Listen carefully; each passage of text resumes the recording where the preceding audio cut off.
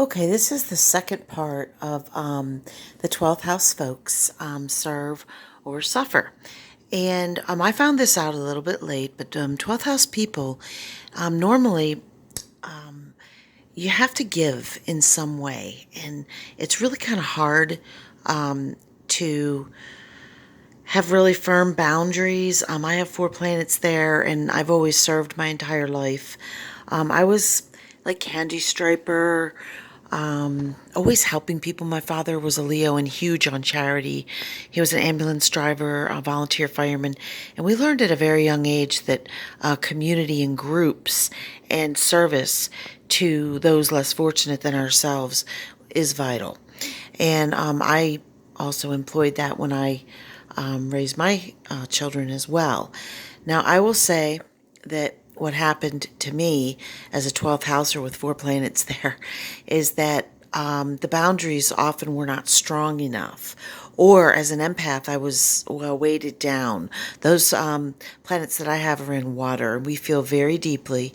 And I just couldn't really balance it all. So I started noticing I had a lot of bartending jobs, and I would look at people's charts, but I wasn't really looking deep enough into the houses, and certainly not into transits or anything like that. I was looking at the sun, the moon, the Venus, the Mars, and I will say right here that immediately I look at a chart with a radar eye. I have a Virgo midheaven, and my attention immediately goes to the moon. The moon is our inner world, especially in a woman's chart. It seems to be more prevalent, but I start there, and I look at someone's moon, and of course their sun, and I look at the 12th house, because normally I don't even have to know that someone has 12th house placements. Normally, I just will know.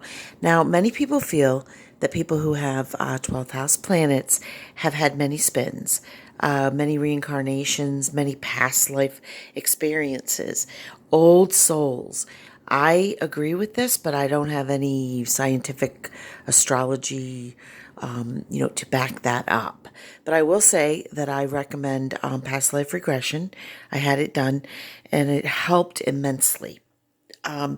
Sometimes you come into this spin and you have gifts and you don't know where they're from. Sometimes you have fears and phobias that have nothing to do with, like you lived in, the desert your whole life, and you have a fear of water or, rain hitting your head. And a lot of times when you do past life regression, it can help understand that. It can help clear that up and unblock that so you can move forward. The Saturn in a person's chart is kind of like the karmic, the karmic in this spin, what we're here to do. My Saturn is in Aquarius, which is a humanitarian, serving people, serving groups of people, and how do I say it? Change. It's ruled by Uranus, the Great Awakener, like new changes, new views, technology, the internet. And recently, I found out or got hung up on my Leo North Node. Now, the North Node in astrology is what we need to conquer in this life and where we're supposed to be heading towards. So mine's in Leo. But here's what happens. Leo, love Leos.